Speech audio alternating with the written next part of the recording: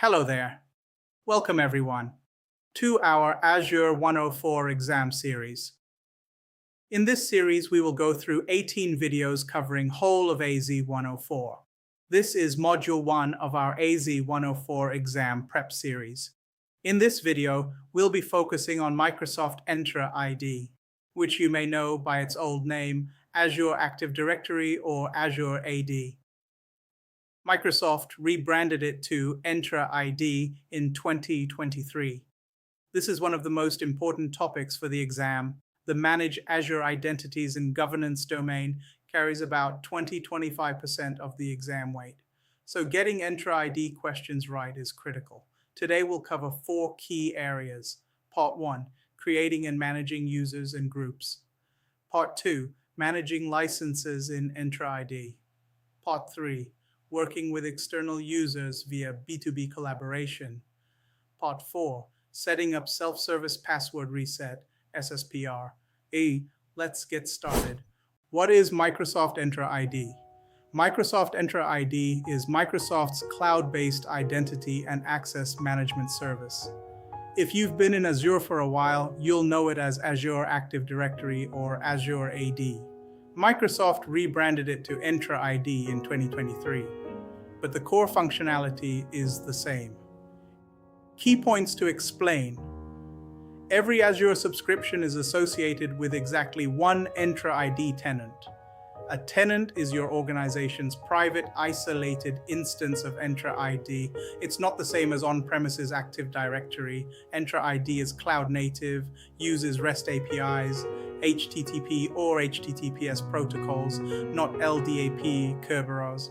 It manages identities for human users, service accounts, devices, and applications. Note that Entra ID itself is multi-tenant, while on-prem is not. On-prem integration. If your company already has on-prem AD, you can sync it to Entra ID using Microsoft Entra Connect, formerly Azure AD Connect. This gives you a hybrid identity environment for the exam. The exam will test your understanding of what Entra ID manages versus what Azure Resource Manager, ARM, manages. Entra ID handles identities while ARM handles resources. Slide 3, user account types. There are 3 types of user accounts in Entra ID, and knowing the differences is crucial for the exam. 1. Cloud identity or native. These are users you create directly inside Entra ID as your portal. They only exist in the cloud. There's no on-prem counterparts. Their UPN, user principal name, ends in your tenant's domain, like Acontoso on Microsoft.com. You have full control over them in the portal. 2. Synced identity or hybrid. These users originate in your on-premises Active Directory. They're synchronized to Entra ID using the Microsoft Entra Connect tool, formerly Azure AD Connect. Important, you cannot manage these users from the Entra ID portal. You must manage them on-prem in AD, and the changes will sync up. Now, this is a very common exam scenario. They'll say, you need to change a user's phone number, and the answer will be, modify it in on-prem AD. 3. Guest user, B2B. External users invited to collaborate, like vendors, partners, contractors. They authenticate with their own organization's credentials or Microsoft Google accounts. By default, they have limited access. Their user type property is set to guest versus member for internal users. Exam tip. The most tested concept here is number 2. Synced users must be managed on-prem. This appears frequently in scenario-based questions. Slide 4, creating and managing users. Let's look at how to actually create and manage user accounts. Key user properties. The user principal name, UPN, is the login identifier. It looks like an email address. Usage location is a property that often trips people up. You must set the user's usage location before assigning a license. This is because Microsoft needs to know which data center region to provision the license to. If you forget, the license assignment will fail. Creation methods, Azure Portal, great for one-off creates, very visual. PowerShell. Use the Microsoft Graph PowerShell SDK. Command is new muser. The old Azure AD module commands are being deprecated, but may still appear in older exam questions. Azure CLI, AZ-ID user create, display name, user principal name, password. Bulk create. You can download a CSV template from the portal, fill it in, and upload up to 20,000 users at once. User lifecycle. Walk through the steps. Create, assign license, assign to groups roles, they work. When they leave, you disable the account first, best practice, then delete. Important, when you delete a user, it's a soft delete. The account goes into a deleted users bin and can be recovered for 30 days. After 30 days, it's permanently deleted and unrecoverable. Groups are fundamental to how you manage access at scale in Azure. Instead of assigning permissions to individual users, you assign them to groups. 2 main group types. 1. Security groups. The workhorse of Azure Access Management, used to grant access to resources, apps, storage accounts, VMs, etc., can contain users, devices, other groups, nested groups, and service principals. This is the group type you use for Azure RBAC role assignments. 2. Microsoft 365 groups, built for collaboration, not just access control, creates a shared mailbox, Teams channel, SharePoint site automatically. Only users can be members, no devices or nested groups. If someone says create a group for the marketing team to share files on Teams, this is the answer. There is also another type of group called dynamic group. This is assigned based on the rules. Membership types. This comes in the exam often. 1. Assigned. You manually add and remove members. Simple and static. 2. Dynamic user. Uses rules based on user attributes. For example, automatically add all users where department visits finance. If someone's department changes, they're auto-added or removed. 3. Dynamic device. Same idea, but for devices, only available for security groups. Important for exam, dynamic membership requires Entra ID Premium P1 or P2 license. If a question asks about dynamic groups and they mention only the free tier, the answer is that it's not possible. Here, managing licenses. License management is tested both conceptually and procedurally. Let's break it down. Entra ID license. Tiers, free, basic functionality, included with any Azure or Microsoft 365 subscription, limited to 10 SSO apps, basic user management. P1, Premium P1, license tier. This is where things get powerful for admins. You get conditional access policies, dynamic groups, SSPR for users, and hybrid identity features. Required for the AZ-104 scenario questions about dynamic groups. P2, Premium P2, adds security-focused features like privileged identity management, PAM, identity protection, and access reviews. More relevant for the AZ-500 exam, but good to know. License assignment steps. This is procedural and exam testable. There are 5 steps here. 1. Set usage. Location.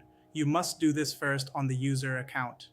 Skipping this step is the #1 cause of license assignment failure. This step tells Microsoft which region to provision the service in. Step 2, purchase licenses done in Microsoft 365 Admin Center. Step 3, assign to user directly or assign to a group-based licensing. This is the scalable approach. Step 4, the service automatically provisions. Step 5, monitor license usage in the portal group-based licensing, exam gold. This is a very popular exam topic. Instead of assigning licenses one by one, you assign a license to a security group. Every user who joins that group automatically gets the license. When they leave, it's removed. Combined with dynamic groups, this is extremely powerful for automation. Let us now look into external users and B2B collaboration. B2B stands for business to business. It's Microsoft's mechanism for securely inviting external users, partners, vendors, contractors to access your Azure resources. Key concept: the external user authenticates with their own identity provider. You don't create passwords for them in your tenant. This is the fundamental difference from a regular user. If they use a Gmail account, they log in with Google. If they have a work Microsoft account, they use that. How it works. Step 1. You send an invitation email to the external user's email address. Step 2. They click a redemption link and accept the invitation. Step 3. A guest user object is created in your Entra ID tenant with user type guest. Step 4. You then grant them access to the resources they need. What you can do with guests for the exam. You can't reset their password. It's managed by their home tenant. By default, guests have limited visibility into your directory. Supported identity providers: Azure AD, Entra ID work accounts. The most common are Microsoft personal accounts like Outlook, Hotmail, Live, Google accounts. If none of the above works, email, one-time passcode, OTP. This is the fallback. A code is emailed to them. Let us now consider an exam scenario. Watch for questions where a partner from another company needs access. The correct solution is B2B, not creating a regular user account for them. Slide 8, Self-Service Password Reset, SSPR. SSPR is a feature that lets users reset their own passwords or unlock their accounts without calling the help desk. This is a massive cost saver for organizations. Let us see how to enable SSPR. Go to Entra ID in Azure portal, password reset, properties. You can set scope to none, selected, specific group, or all. Important, start with selected, pilot it with a test group before rolling out to everyone. License requirements. For cloud-only users, SSPR is free, included in the free Entra ID tier. For on-premises, password write-back mechanism is used, that is, when you have hybrid environment and want the reset to sync back to on-prem AD. This requires Entra ID P1 or P2. For administrators, SSPR is always available, always. The various authentication methods used for SSPR. Users must register their methods before they can use the reset feature. They go to AKMS SPR setup. The available methods are Authenticator app, this is the best, TOTP codes, email, SMS, phone call, and finally security question.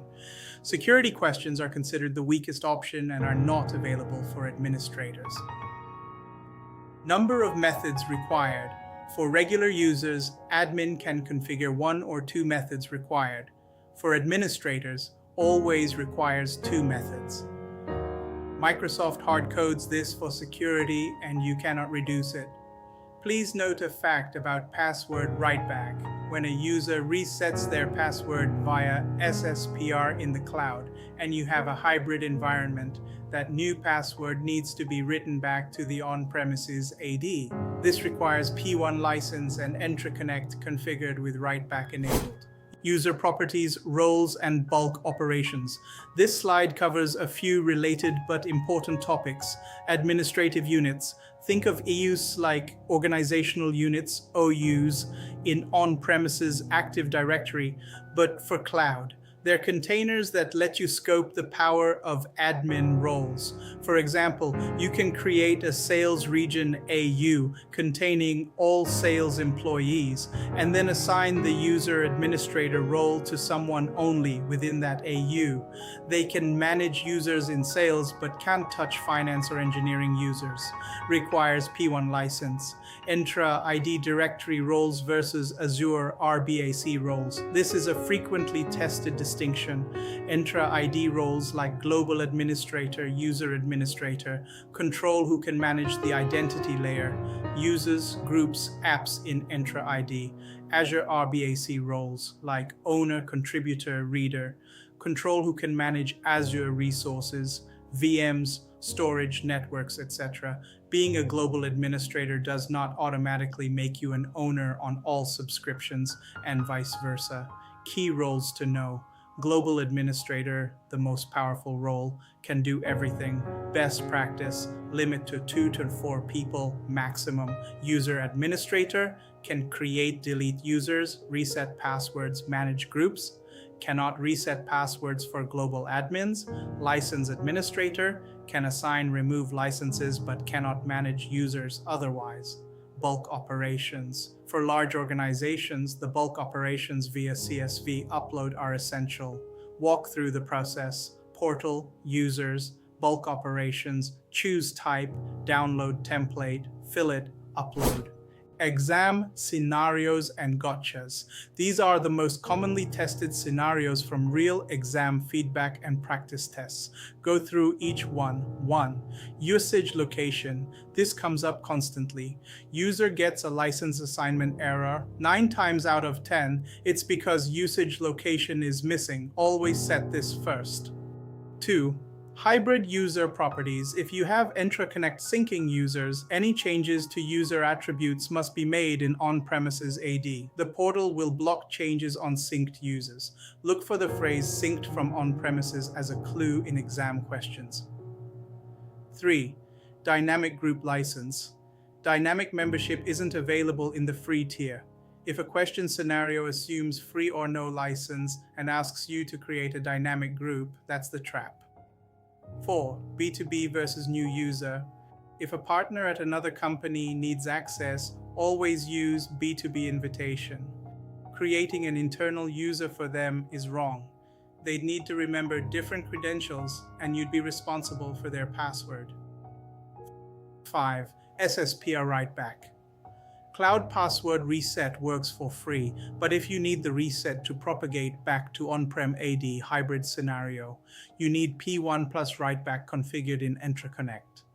Number 6, administrative units. The solution to limit an admin's scope is always administrative units. Final summary. Key. These 4 distinctions summarize the most common traps on the real exam. These are: Entra ID roles is not equal to Azure RBAC roles. Cloud identity is not same as synced identity. Guest, B2B, is not same as member user. SSPR write-back needs P1. Summary and wrap-up. Great job making it through Module 1. Let's quickly recap what we covered today. 1. User types. 3 types. Cloud native, synced from on-prem via Entra Connect, and external guests via B2B. Synced users can only be managed on-prem. 2. Groups. Security groups for access management, M365 groups for collaboration. Membership can be assigned, manual, or dynamic, rule-based, needs P1. 3. Licenses, free, P1, P2 tiers. Critical rule, set usage location before assigning licenses. Use group-based licensing for scalability. 4. B2B collaboration. For external partners and vendors, they use their own credentials. A guest user object appears in your tenant. User type equals guest. 5. SSPR, free for cloud users, needs P1 for hybrid write-back. Admins always need 2 auth methods. Enable in scoped phases. 6. Administrative units for delegating admin authority to specific subsets of users, requires P1. What to do next? 1. Practice in the Azure portal. Create a user, invite a guest, create a dynamic group. 2. Take the Microsoft Learn Practice Assessment for AZ104. 3. Review the Microsoft documentation links in the study guide. 4. Come back for Module 2, where we'll cover Azure RBAC, how to control access to actual Azure resources. Thanks for watching. See you in the next module.